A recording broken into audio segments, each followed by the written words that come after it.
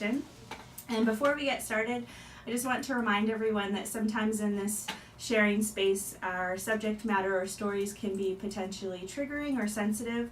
So we encourage everyone to have a support network in place for yourself and to take that time for self-care if need be, to step away and to talk to someone who you trust if need be. So my name is Miranda Kelly. I'm the Education Coordinator for the UBC Learning Circle, and I'm very honored to be hosting this session today.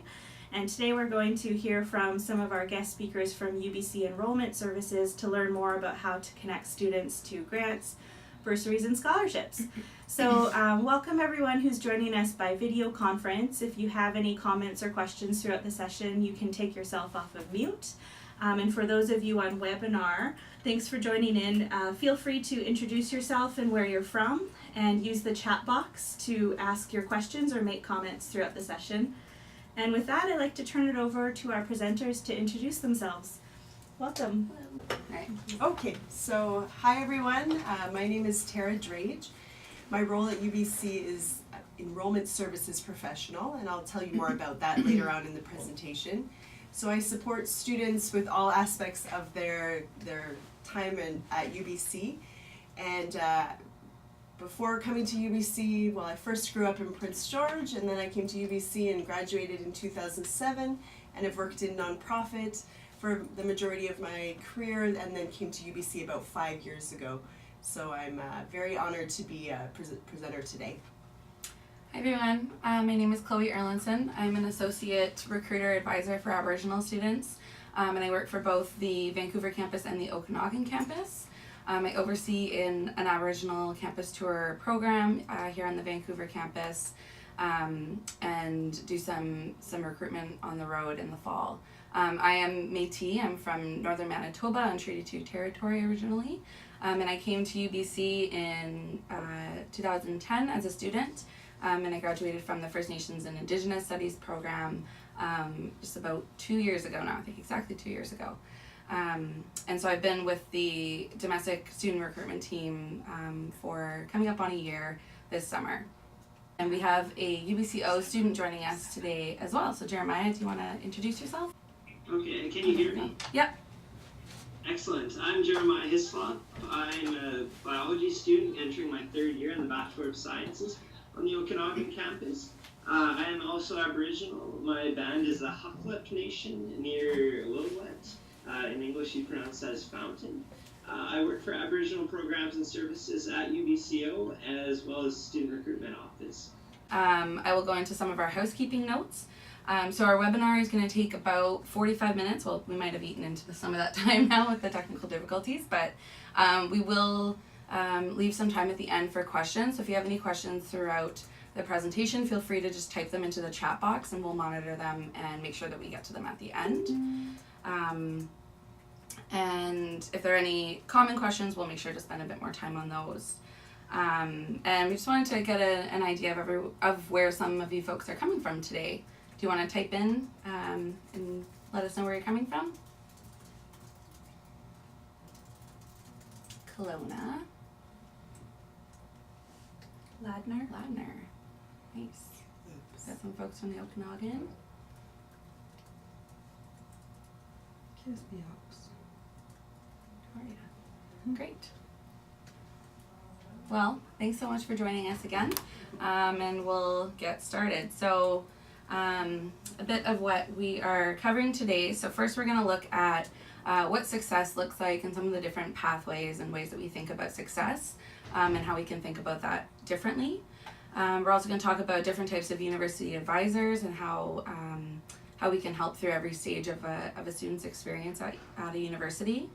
We're going to talk about Tara's going to talk about some financial planning pieces and why it's important, as well as general and UBC specific financial resources like UBC scholarships and bursaries, student government loans, and other types of funding options. So we will go to the next slide. So this is sort of what is thought to be a typical linear pathway of success through secondary and post-secondary education. So I think that for a lot of people, you think, high school, then you go to a college or university, you pick your major, you graduate, and then you find your job that that is your dream job that you're going to go into right after university. For many students, success often looks a bit more like this. And so many Aboriginal students at UBC have a variety of different pathways to get here. A lot of students transfer from a different institution, they go to work first, they have families and kids. Some people have full other degrees and careers before they decide to make a change and go into a different type of education. And one big reason for students taking a varied path is finances. So I have a personal experience of this. When I was a high school student, I was a very high achieving student. I was really involved. I knew exactly where I wanted to go. I wanted to go to UBC. I made sure I had all my prerequisite courses, and I was on track to be successful at university. But I had no idea what I was doing when it came to sourcing out student loans and different types of finances. And so I think I just wasn't on my guidance counselor's radar for needing help with those resources. And so I actually missed the deadline to apply for OSAP, which is the Ontario Government Student Loan. I didn't know how to get any funding from the Métis Nation or how to even access that. And so I think I was about 2 days behind the deadline to apply for OSAP, and I had a really tough first year financially because of that missed deadline and that missed opportunity to get the funding that I needed to be successful, which really sort of impeded my ability to perform well as a student in my first year. I was also moving, from a very small town to a big city, and there was a lot of things to already be thinking about and worrying about, and it would have been nice to not have to worry so much about finances. And so that's one of the tips on the handout that would it have been circulated, the handout that we... It will be at the end. Oh, okay, so we're going to have a handout circulated at the end with some tips at the bottom, and that was my contribution, is that don't assume that any students that you're working with know exactly what the deadlines are for all the different types of funding resources that are out there, because there are a lot, and they have a lot on their plates already. So so one of the ways that students can get help with navigating these different types of pathways is through the different types of advisors at university. So you can see these are some examples of different advisors that are here at UBC. So there's career planning, there's health and wellness, there's counselors, academic advising and tutoring are really important. There's folks like myself who work with admissions and enrollment services who are advisors for students before they actually get to UBC, so when they're still prospective students. And some of the places that Aboriginal students at UBC at least can access those resources are the Longhouse on our Vancouver campus and the Aboriginal Centre through Aboriginal Programs and Services on the Okanagan campus. And UBC makes an effort to house a lot of these different types of advising and resources in those spaces that Aboriginal students already feel very comfortable in and have created a community in. And I know that Jeremiah is very involved with the Aboriginal Programs and Services team at UBCO and the Aboriginal Centre. So Jeremiah, do you want to share a little bit about accessing those resources and getting involved with APS? Sure.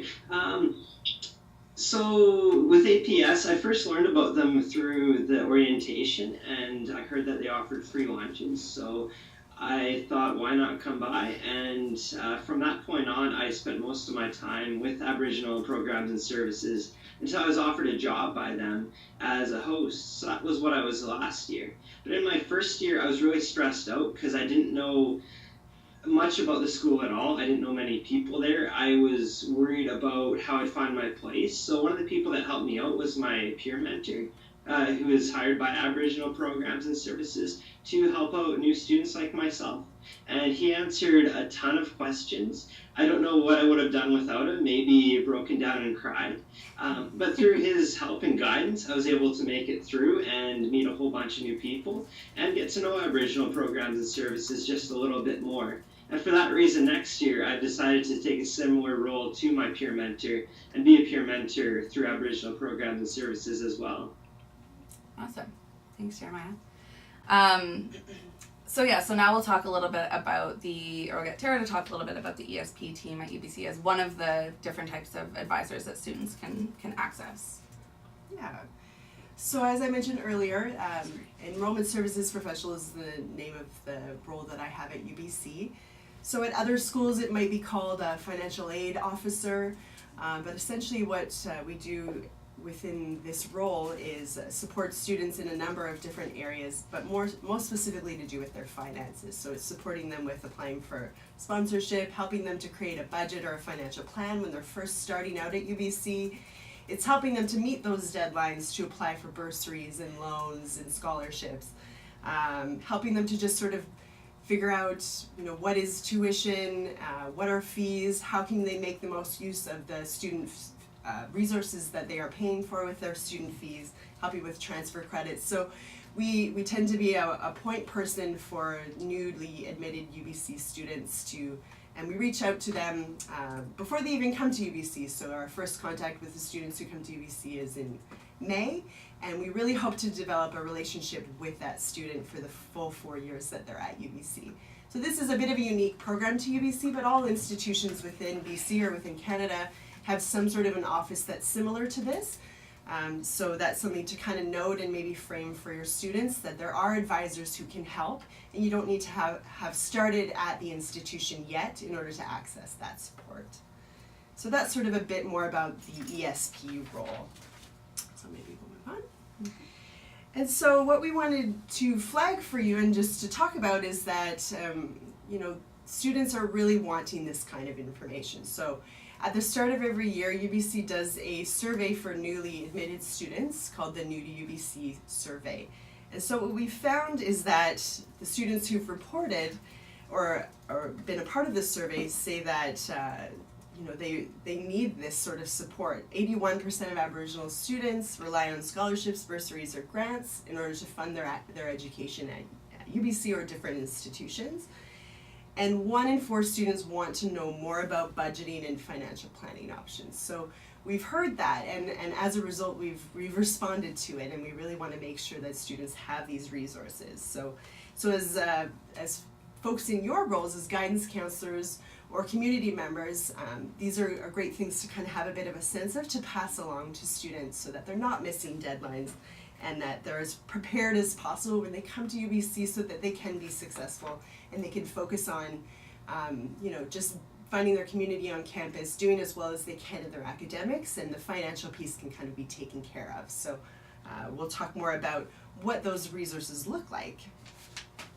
So here are some of the basic resources that most students access. So sponsorships, scholarships, many students access government student loans, and as a result they are also eligible for government grants, which we'll talk a little bit more about. There's bursaries available. So grants and bursaries tend to be funding that students do not have to pay back. And so that's good to know that there is funding that comes through applying for loans that you don't have to pay back. And then the other piece is sort of just financial planning. So I think sometimes when students are going through high school, they may not have had a budgeting conversation with anyone within their high school, or they just may not know sort of how much they need to allot to different parts of their life, so entertainment, housing, and as Chloe mentioned, coming from a smaller community and coming to a larger city, that comes with a bit more of a cost. And so sometimes just sitting down with an advisor to say, like, okay, what are your resources? How much income do you plan to make, or how much savings do you have, and what are your expenses? Then we look to see, like, okay, maybe we need to tease out some of these areas and make some adjustments accordingly. So that can be a really valuable resource that's available to students. That can be done over the phone, it can be done via email, if students are coming to their institution right in September and may want to have a conversation earlier than that. So we'll talk about these in more detail, but these are the main financial resources that you would want to flag for students that you're working with. All right. So as we mentioned, why is this important? We've sort of gone over that, but knowing your options makes you informed. It makes you sort of able to be a bit more resilient in those first few months of your time at an institution.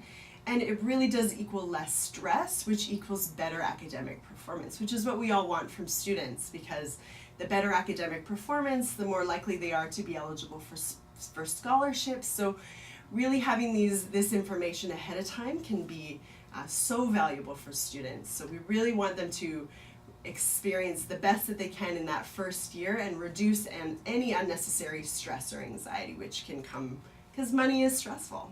Yeah. All right. So we'll go into some of the financial resources that are not necessarily UBC specific. So these kinds of resources are available to students who are going to any institution across Canada. And so it's good to just sort of have a bit of a sense of those first. So the first one would be sponsorship. All right, so this is something that many Aboriginal students have access to, but they do need to apply for this funding and start early. So sponsorship can come from an Aboriginal community, and it can often cover portions of tuition or living expenses. Sometimes some students are able to get a monthly stipend, which can cover housing or living expenses. So it does sort of depend on the student and their specific situation with regards to exactly how much funding they can receive. But the tips that we give for students is to start nice and early. So this could be something that you work with your students on if they need additional support, or maybe helping them just to lead them in the right direction of how to find this information online. Typically there's a contract that is agreed upon between the student and the sponsor, and that information is then communicated to UBC.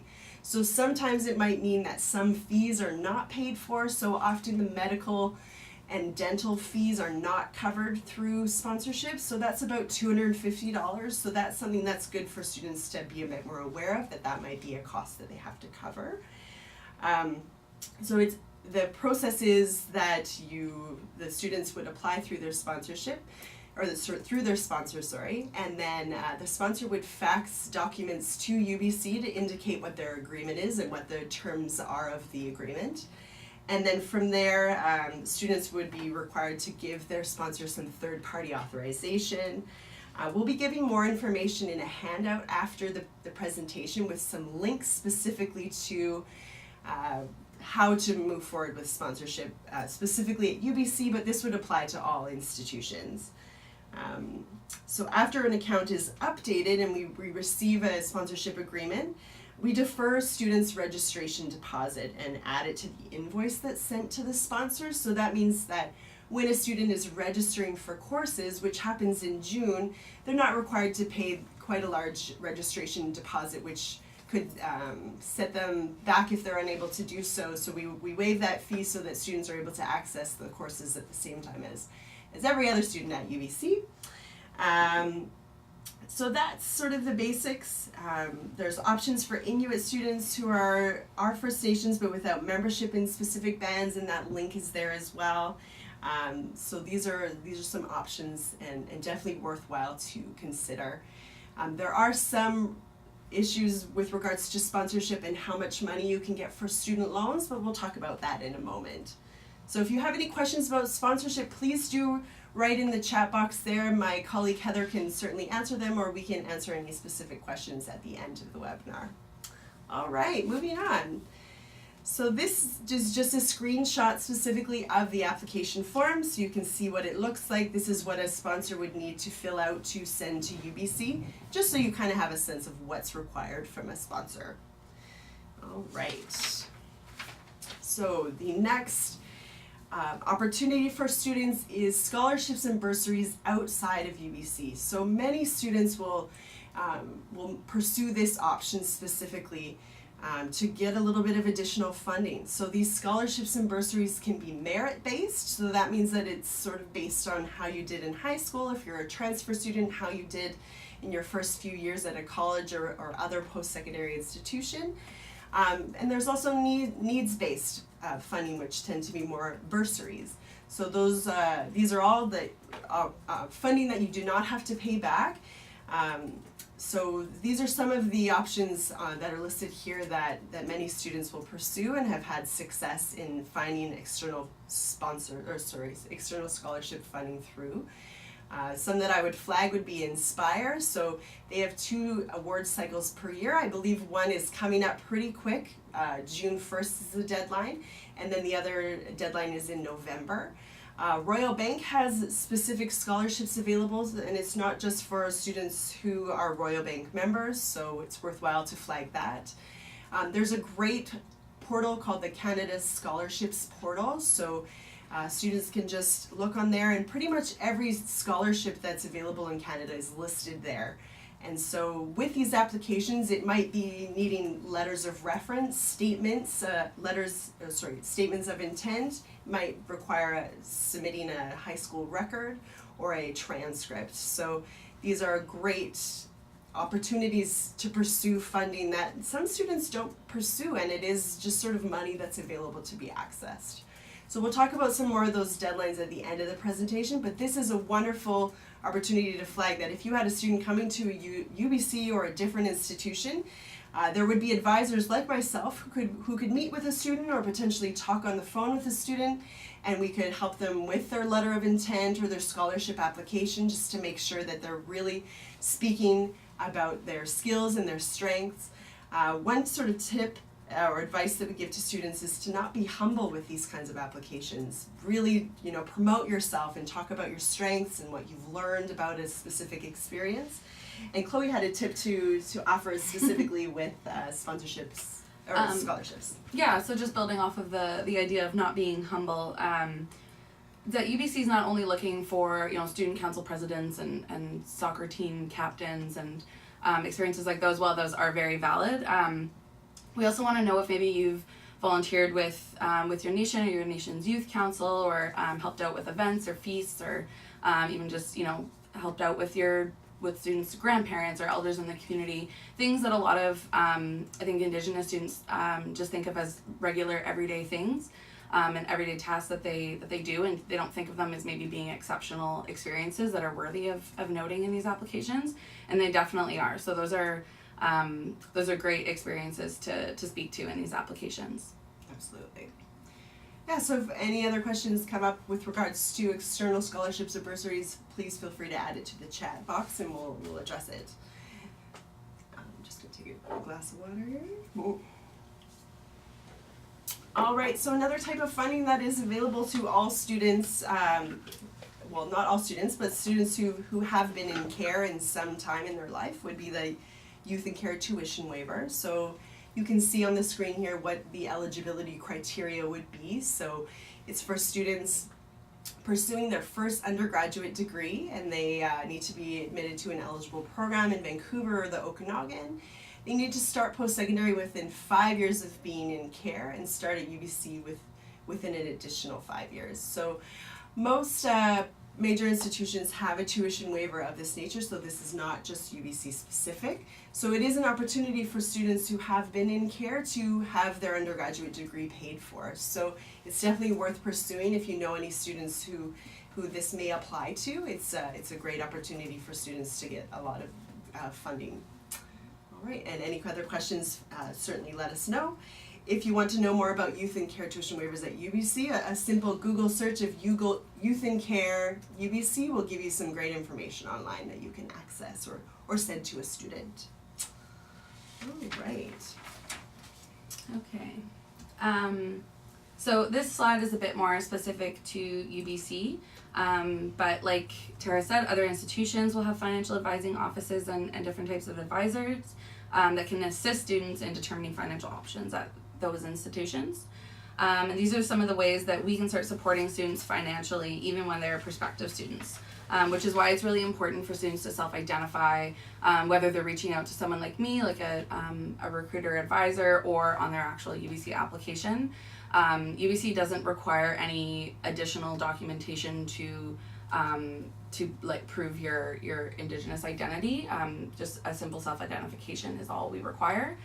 With that said, some of those external scholarships that Tara mentioned, like Inspire, do require membership with some type of Indigenous community, so those are good things to know ahead of time, but UBC doesn't require it.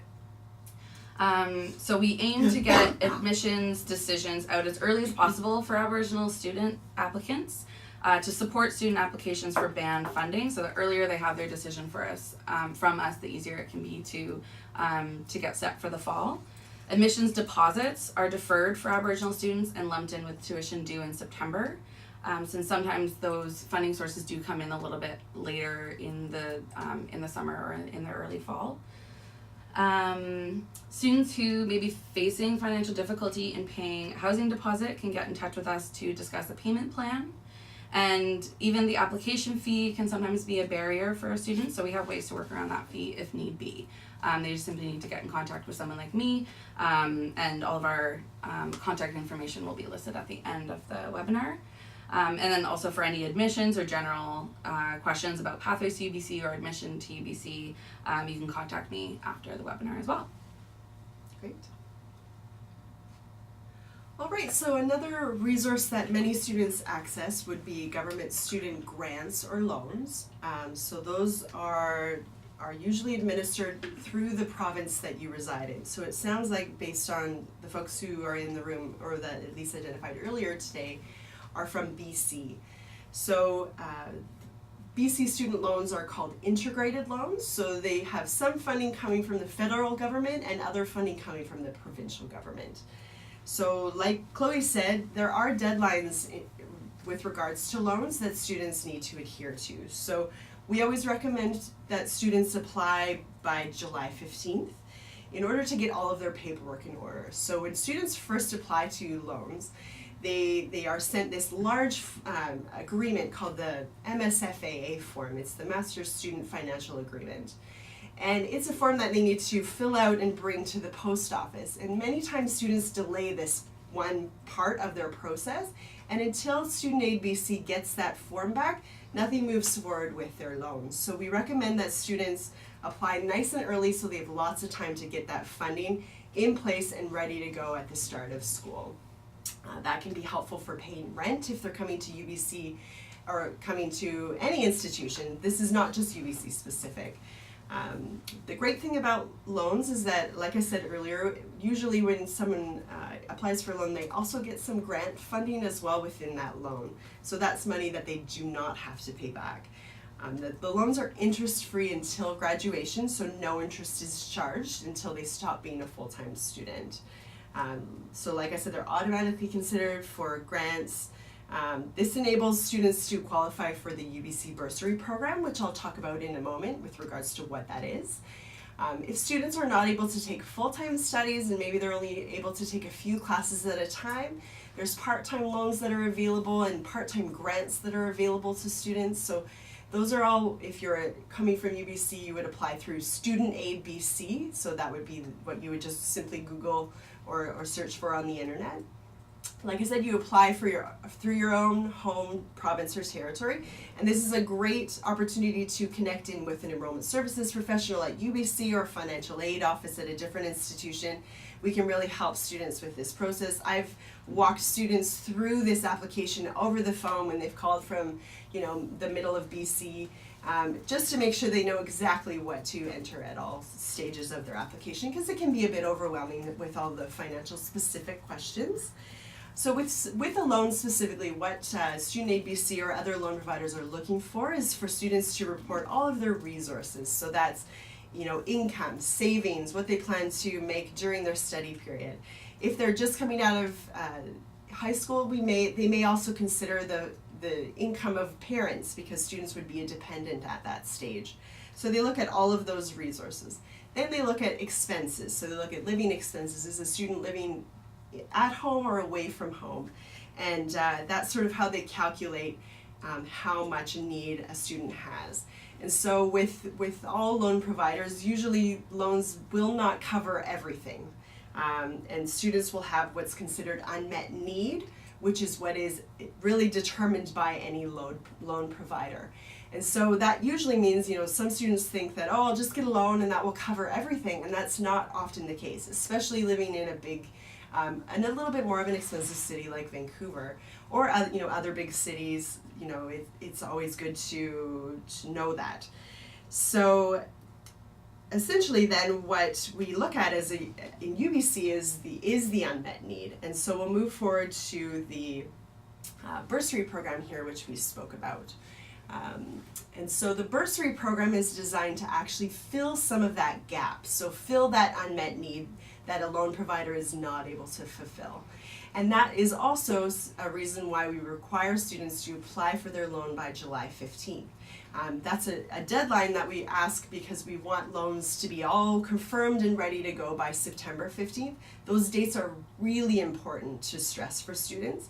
I went to UBC as a student and I never knew about this bursary program, and I missed out on thousands of dollars that I would not have had to pay back.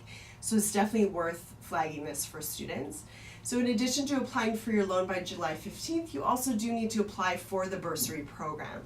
So again, we'll give that link out at the end of the session for folks, but you do need to apply for the bursary between August 15th and September 15th. So as you can see, a lot of this stuff is happening prior to a student even coming to UBC. So this is really important for new to UBC students to be aware of.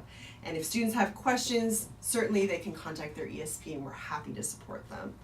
So that's the bursary specifically. And so again, we have some great funding for students at UBC that come in the form of scholarships or bursaries that are specifically from UBC. So all Aboriginal students are eligible for these awards, but there are some additional awards that are dedicated specifically to Aboriginal students. And so some of those are listed here on the slide. So there's Aboriginal Major Entrance Scholarships. There's a new scholarship specifically for Musqueam students.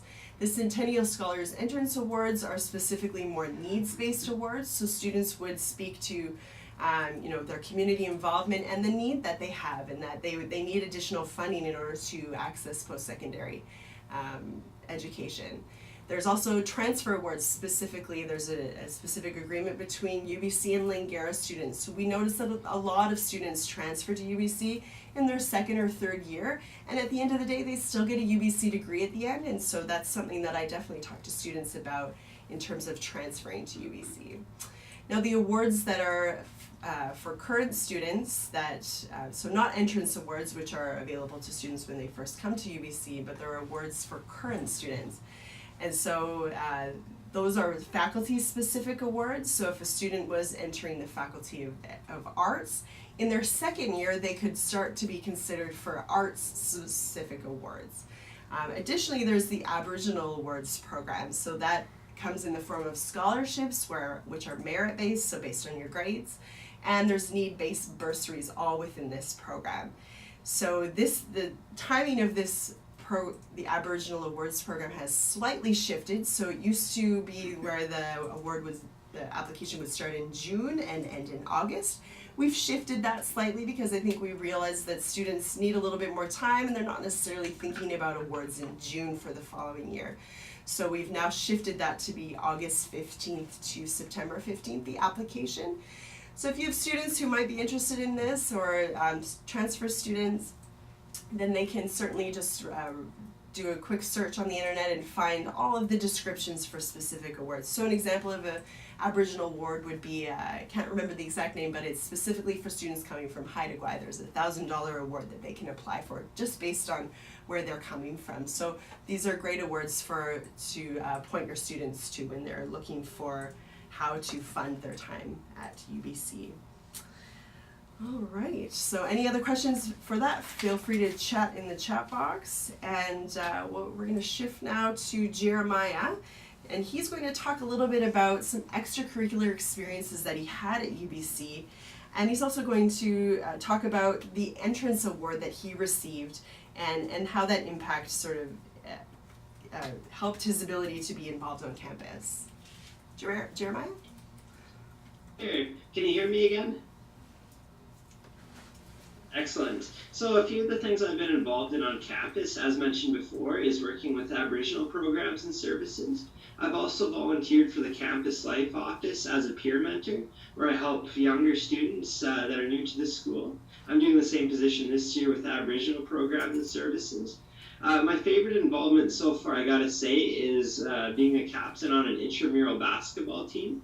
All through high school, I liked to play basketball. I was a captain in high school, and I wasn't near good enough to play for the school team because I'm way too short and, like I said, not good enough. So I made a team with my friends and had a good time. And I think a big reason for being able to do that was having my major entrance scholarships that I won and my band funding. Having those funding supports allowed me to not have to work as much as possible like some of my friends. That freed up the nights where I was able to play basketball and do my other commitments. So if I hadn't won the entrance scholarship and had the band funding, I'm not sure I would have been able to do all these extracurricular activities. And the important part for me with doing extracurricular activities is feeling a sense of belonging at school. I guess school feels more like home when you are a part of different things, especially when you meet different people through different involvements. Another important part of that is bolstering my resume. So now I can feel that I've done more than just go to school and leave every day. Another involvement that I had the privilege to be a part of was greeting the royal couple when they visited UBC Okanagan. And that, again, was, I guess, something that I earned through other involvements in the school. So I guess one thing led to another there. Also, with the major entrance scholarship and the band funding, a really important part in getting both of those was the help that I had from the adults that I had available for support. For example, my education coordinator at my band was a huge help in getting the band funding because I found the form was sort of difficult to follow at first. I wasn't sure what the different parts asked for, and she was a huge help in helping me to fill out those different things. And in addition, with the major entrance scholarship application, I found my high school counselor and my vice principal were instrumental in that because they were able to read over my application and make sure that it was flawless. So they deserve a huge thanks. And anybody else here in the chat that has the responsibility of working with youth, if you can give them that sort of support, I'm sure they would really appreciate it, just as I did. Nice. Thanks, Jeremiah. What great insight. We need to mute him. Okay. Awesome. Okay. All right, so moving to the next slide. Thanks, Jeremiah. Thanks, Jeremiah. That was a great story. So, as Jeremiah mentioned, the scholarship allowed him to be able to be involved in campus in different ways. So, the extracurricular involvement that he had was instrumental in shaping who he is today and the experiences he's had at the UBC Okanagan campus. So some other ways that students can fund their experiences are through some of these other programs that are not necessarily scholarships or loans, but it's actually sort of work programs. So one great opportunity for students who are entering their second year is to apply for their specific faculty co-op program. So students do need to have a specific GPA to get in. They do need to have a resume and cover letter, but they're given lots of support to create that before applying. There are co-op opportunities in all faculties. So it's full-time paid work. So the idea is that students would stop taking classes for one term and do a full-time co-op placement in a employment sort of capacity that's related to what they're studying at the university. So it really is designed to integrate their academic studies with relevant quality work experience. So as Jeremiah mentioned, not only is it important at a university to do well academically, it's also important to build these experiences because this is what employers look for when they graduate at the end of the day. And so co-op is a great opportunity for students to start to figure out what it is that they want to do. What is the value of their degree and what can that mean for what happens to them when they graduate? So co-op is a wonderful opportunity that I would recommend to students. In order to get a co-op designation, which is what you can get on a degree or a diploma, you do need to have 3 co-op terms. But the co-op placements do usually pay quite well, and so it's a great opportunity to fund a specific term. Some students go internationally, some students go to Ottawa or across the country, so this is a great program to be a bit more aware of. I'm going to skip down to Work-Learn program as the next sort of opportunity for funding on campus where you're working. So Work-Learn is a program that's designed for students to participate in while still studying at UBC. So the maximum amount of time you can work during the school year would be 10 hours a week, and in the summer it's 20 hours per week. So these positions can range in terms of expertise or experience that are required. So it could be working in a daycare, it could be working in my office or Chloe's office, it could be working in a research lab. And so these positions are great for students who want to earn a little bit of extra money and remain on campus. So if students are interested in that, first year students are more than welcome to apply, all the way up to fifth year students or graduate students. The application process does start at the beginning of August. So that might be something you would want to flag for students who are really wanting to work on campus while attending UBC.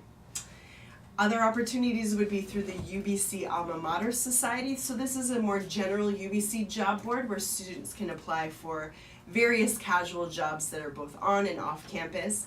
So a great opportunity if they just want to find some casual work. Go Global is another opportunity that many students access in their upper years at UBC.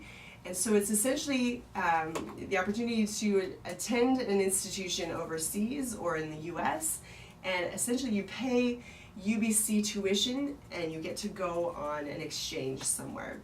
So there are Go Global scholarships that are available to students to fund those experiences. So I as a student didn't realize that there was this kind of funding available, and therefore did not even pursue Go Global because I didn't think that I could ever afford it.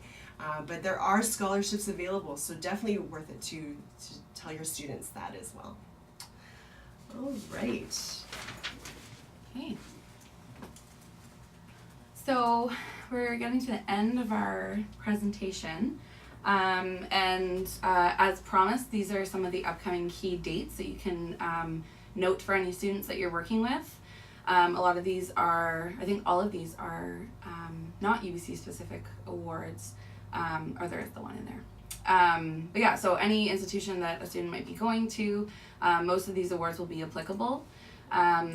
And yeah, some of our key points is that there are so many different ways that you can fund a university experience, and there's people at any institution to help students do so. So our role is to help students sort through and apply for funding options, and to source out those different resources at the institution, so that students can fully enjoy their experience while they're at school. And yeah, I think that's it. We got our contact information on the next slide.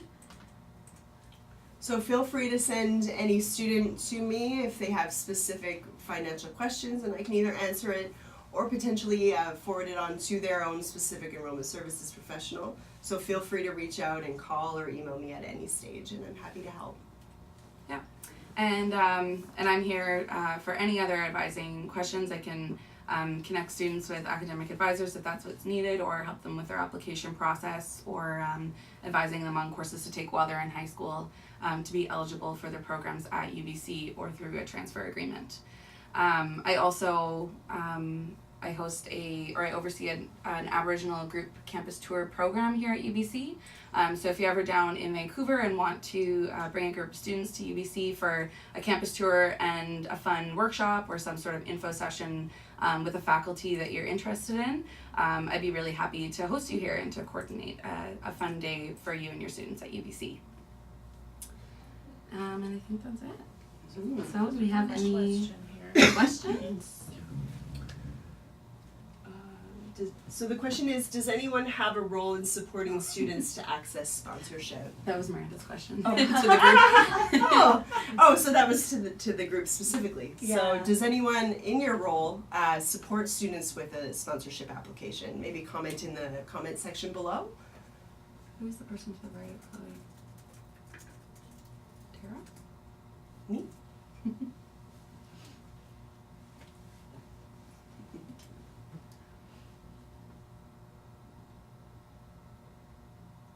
I noticed earlier Rhonda did have a question. She said she looked at the Inspire website and it says August 1st deadline.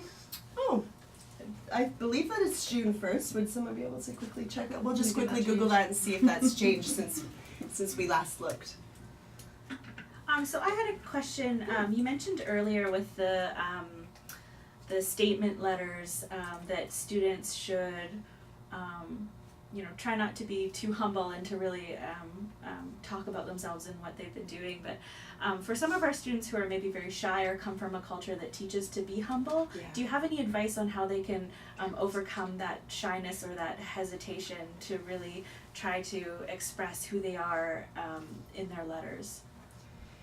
Good question. Yeah. So I might work with the student and sort of break down an experience. So maybe it's sort of helping them to figure out what skills they did develop. So if it was, supporting an event within your community, maybe breaking down, okay, what did you do within that role, and how can we look and see patterns and see maybe what are some strengths that you could give. So it might just mean sort of working with the student in a bit more of a sort of one-on-one capacity to figure out, okay, what are your strengths? So that's something that's not easy to talk about. What are your skills? Like, that's hard for everybody to talk about, but maybe it would, just with some practice or some gentle guidance, they can come up with some trends or themes. It is hard because I think even in the world of work, when you're applying for a job or writing a cover letter, like, you do sort of need to sell yourself a bit, so this might be a good practice to start to be a bit more confident talking about what your strengths are, or what skills you have, or what experiences you're proud of. Do you have anything you would add? Yeah, I think that, when we say don't be humble, I don't think we necessarily mean like, talk about how you're the greatest person on earth and you're the best at everything. I think that just being honest with yourself and being reflective of the experiences that you have had and what you've learned and ways that you've grown as a student are really important. So, if you've had some sort of leadership... What happened? I think we had another someone video join? conference site join in. Oh, okay.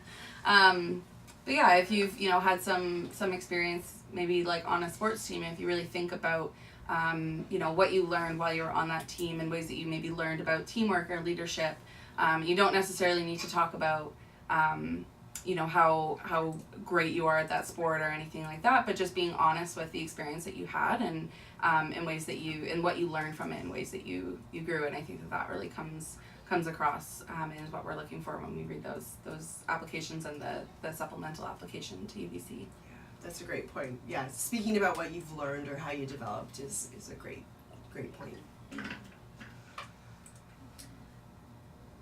Okay, so Heather just wrote in the chat box, looks like the application deadline has been extended from June 1st to August 1st, so that's great. Thank you, Heather. A bit more time to apply, so thank you, Rhonda, for pointing that out. We appreciate that. Mm-hmm.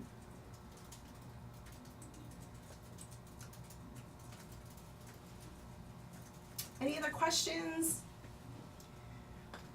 I have another one. Sure. So I wonder what role Enrollment Services has in helping students to connect to program-specific awards or bursaries. So for example, the Center for Excellence in Indigenous Health, we're really focused in supporting students entering health sciences or with an interest in a health science career. And we do offer some awards from the center. So I'm just wondering if you have a role in helping to connect students, if they know specifically what program or area of interest they have.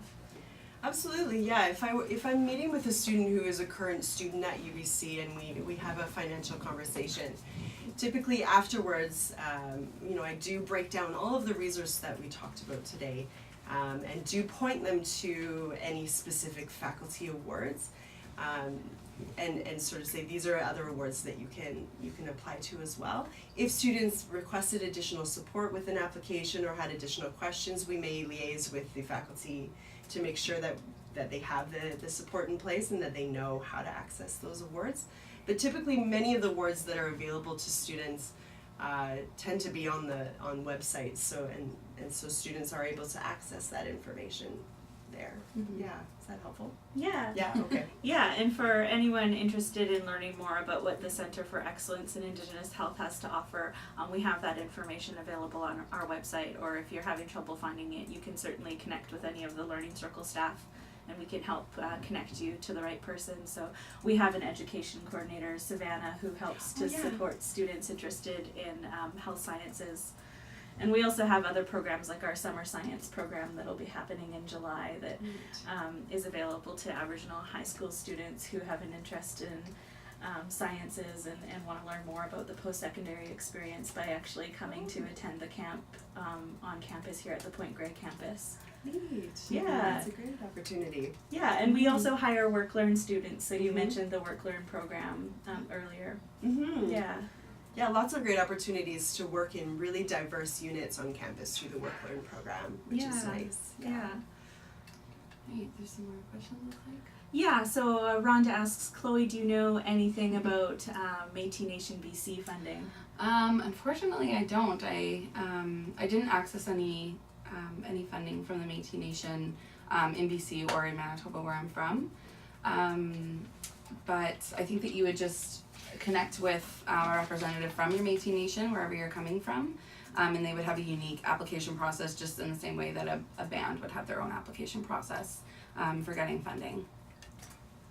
I hope that's helpful.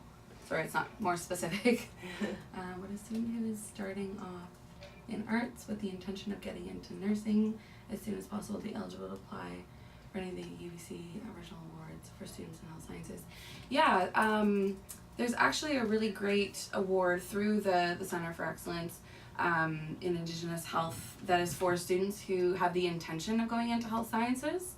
So they don't actually have to be currently enrolled in a health science stream, as long as they express an interest in eventually going into a health sciences stream later on, whether it's med school or nursing or dentistry. They are eligible for those awards, which is a really great one at UBC. And I think that there would be, even as an art student, there would be some art-specific funding that they could access as well while they're an art student, and then nursing funding if they transfer over. Especially since at this campus, nursing isn't a direct entry program, so we're aware of that, and that students can access that funding for the first 2 years at UBC. So for the couple of video conference sites that we have joining us today, Bella Bella and Adams Lake, if you have any comments or questions, feel free to take yourself off of mute and we can address those for you.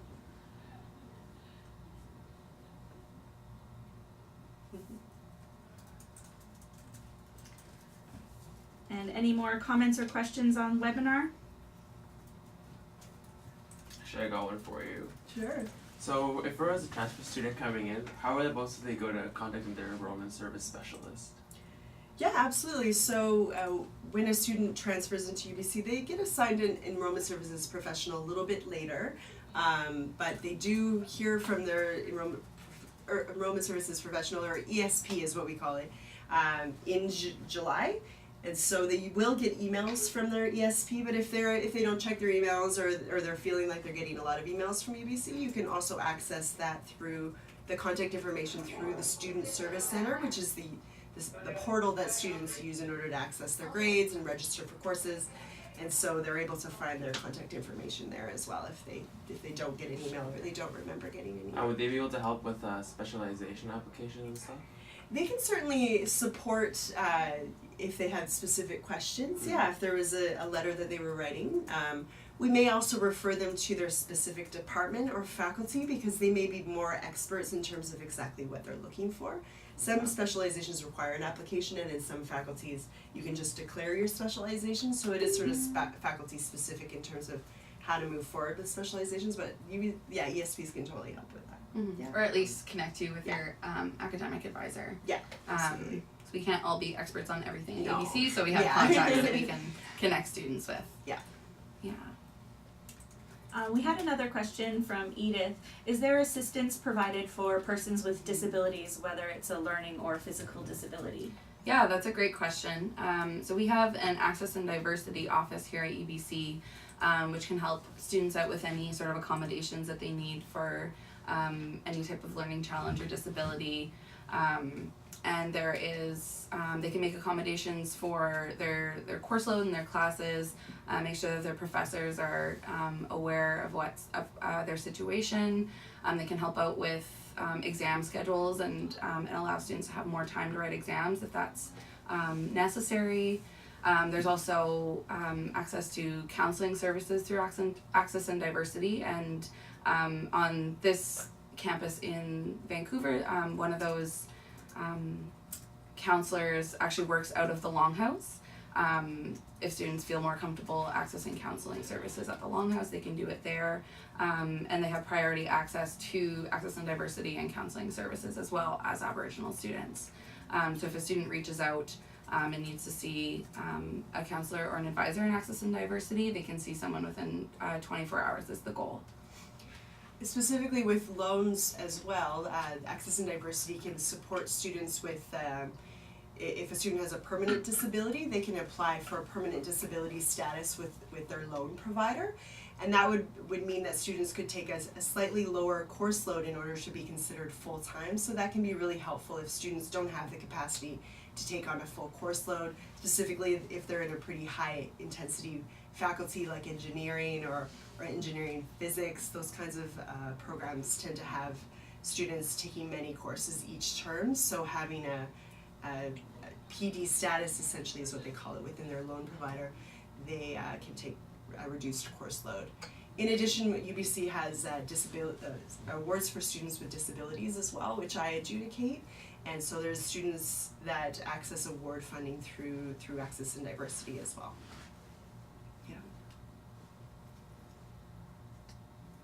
Great. Any other comments or questions?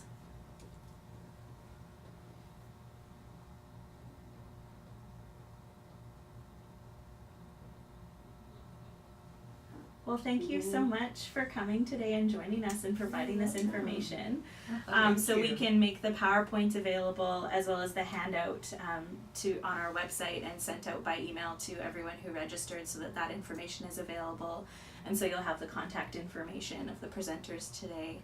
And also I want to thank Jeremiah for joining us from the Okanagan and sharing your perspective as a student. It's really nice to be able to hear directly from students who are going through it right now. Especially for someone like myself, it's been a few years since I've been out of school, so my memories are a little foggy, and I'm not necessarily up to date on the most recent awards and processes. Great. Yeah. I'm happy to be here. Yeah, thanks for hosting us. Great. Well, thanks everyone for joining us today. Just want to let you know that this is our last Learning Circle session for the season. We'll be taking a break over the summer and resuming back in September. If you have any requests for sessions related to education that you'd like to see, please feel free to contact our team so that we can have some time to plan those sessions. We'd love to know what you're interested in knowing and what would be helpful to you in your roles in supporting youth and students. So please take care, have a great summer, and we look forward to seeing you again in the fall. Thank you. Bye.